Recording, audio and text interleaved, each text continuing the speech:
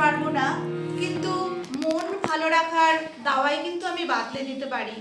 নমস্কার, আমি মিঠু। আজ আমি এখানে এসেছি সৃষ্টি মিউজিক একাডেমিতে। এটা তুফানগঞ্জে অবস্থিত। তো আমাদের সঙ্গে রয়েছে সৃষ্টি মিউজিক একাডেমির কর্ণধার শ্রীমতী কাকলি সাহা, আর রয়েছে আমাদের সৃষ্টি মিউজিক একাডেমির সিনিয়র গ্রুপের বন্ধুরা। আমরা জানি, আমরা আনন্দেও যেমন গেয়ে উঠি সঙ্গীত, আবার দুঃখে বেদনাতেও সঙ্গীতে আমাদের সঙ্গী হয়ে ওঠে। তাই সমস্ত কাজ ফেলে সংসার সামলে আমরা কিন্তু প্রত্যেক সপ্তাহে একবার করে এখানে আসি গান গাওয়ার জন্য। শুধুমাত্র গানই নয়, চলতে থাকে আমাদের সুস্থ আড্ডা, হাসি ঠাট্টা এবং মজা।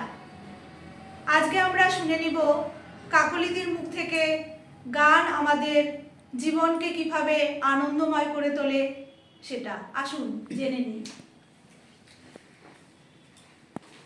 নমস্কার, আমি কাকলি সাহা।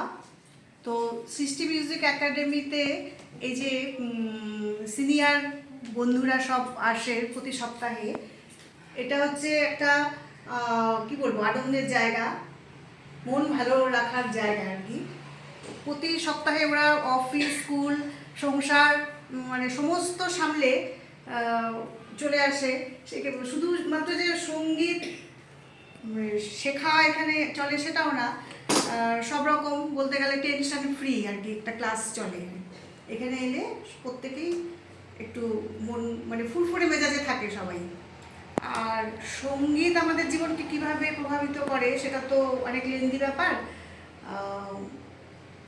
আমার কাছে আমি একটাই বলবো যে সঙ্গীতই হচ্ছে, গানই সর্বশ্রেষ্ঠ সাধনা। তো জীবনে আমার কাছে ব্যক্তিগতভাবে আমার যেমন সঙ্গীত, আমার সকাল থেকে সন্ধে অবধি সঙ্গীতই আমার মানে যে সময় কাটানোর আমার সবচেয়ে বড় একটা অবলম্বন।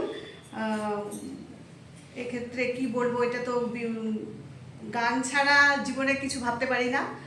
সঙ্গে এরাও থাকে, সবচেয়ে ভালো লাগে সঙ্গীতকে যেমন ওরা ভালোবেসে আসে। তার চেয়েতেও আরেকটা কথা হচ্ছে ওরা আমাকেও ভীষণ মানে কি বলবো, আমাকেও ওরা এতটা সম্মান ভালোবেসে ওরা এখানে আসে, এটা তো আমিও ভীষণ আনন্দ উপভোগ করি। তো এইটুকুনি বলবো আর কি। এবার আসুন আমরা জেনে নিই আমাদের বন্ধু সুনেত্রার কাছ থেকে সে কতটা এক্সাইটেড এখানে আসার জন্য। হ্যাঁ, নমস্কার, আমি সুনেত্রা। এখানে এসে তো আমার মন খুবই ভালো হয়ে যায়। বলতে গেলে সঙ্গীত তো এক মেডিসিনের মতো কাজ করে, মনটাকে ভালো রাখে। আমাদের মনে সারা দিনের যা মানে ক্লান্তি সবই এখানে আসলে মিটে যায়।